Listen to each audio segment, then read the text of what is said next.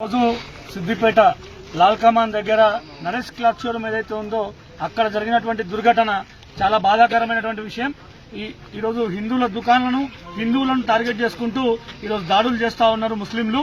ఈరోజు అసలు అక్కడ సమస్యనే లేదు.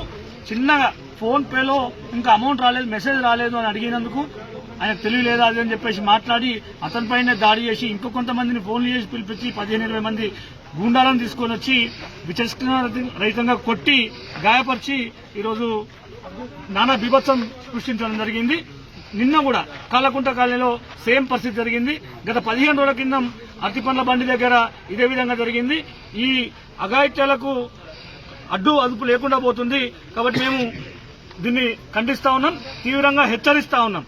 ఈ రోజు లాల్ కమాన్ దగ్గర ఉన్నటువంటి అన్ని షాపుల వాళ్ళు షాపులు బంద్ చేసుకొని వచ్చి ఈరోజు కేసు పెట్టడానికి రావడం జరిగింది. మేము పోలీసులను విన్నవిస్తా ఉన్నాం, సీరియస్ గా ఈ కేసు తీసుకొని ఎవరైతే ఉన్నారో దీనికి సంబంధించిన వాళ్ళందరినీ పైన చర్యలు తీసుకోవాలా, వాళ్ళ పైన కఠినమైనటువంటి కేసును కూడా విధించాలని చెప్పేసి ఇంకోసారి ఇట్లాంటివి జరగకుండా పునరావృతం కాకుండా చూడాలని చెప్పేసి పోలీస్ శాఖ వారిని కోరుతా ఉన్నాం.